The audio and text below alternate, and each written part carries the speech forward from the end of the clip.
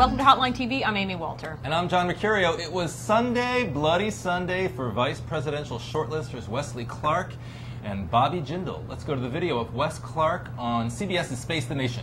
How can you say that John McCain is untested and untried, General? Because in the matters of national security policy making, it's a matter of understanding risk, it's a matter of gauging your opponents, and it's a matter of being held accountable. John McCain's never done any of that in his official positions. I certainly honor his service as a prisoner of war.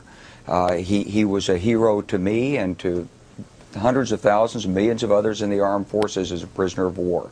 He has been a voice on the Senate Armed Services Committee, and he has traveled all over the world, but he hasn't held executive responsibility. All right, and Bobby Jindal was on CNN's Late Edition where Candy Crowley was grilling him on his legislative pay raise stance. All right, so John, who had the worst weekend? Bobby Jindal, Wesley Clark? Well, I think we're talking actually about a sort of a B team of running mates. I have never believed that Bobby Jindal was actually on John McCain's shortlist. I don't think this is a guy who actually answers a lot of the questions that McCain needs to answer on his team, except for maybe being a conservative in the way that McCain needs him. And I certainly don't think that Wes Clark... He's somebody different. I certainly don't think that Wes Clark is on Barack Obama's list at this point. Frankly, and given that context, I think that Wes Clark actually had probably a better weekend between the two of them. I think this legislative pay raise thing is damaging. For somebody like Bobby Jindal, hasn't been on the national stage too long, really needs to be making no mistakes as governor, and to have a recall campaign launched against you. Even if it's silly, it's not going to go anywhere. But to have a recall campaign launched against you is not a good day, and to have your legislative director resign as well.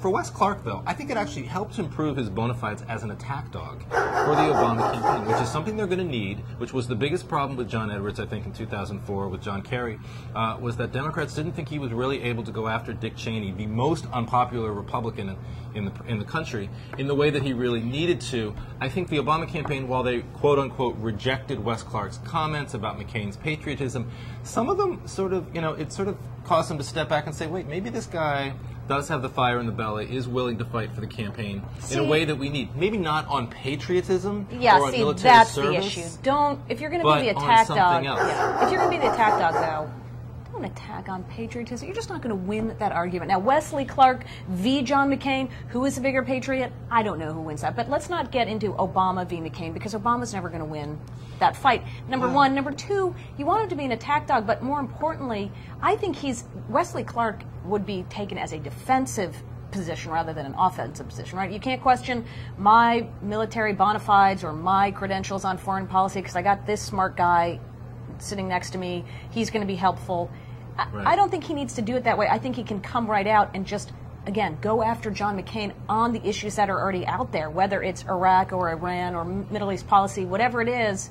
That's much more effective than saying, well, just because you got shot down doesn't mean you should be president. On the other hand, look, I think that 4 years ago at about this time, maybe a couple months earlier, people were saying, you're not going to question John Kerry's patriotism. You're not going to win a presidential campaign by in some way alleging that he isn't a military hero. Well, guess what?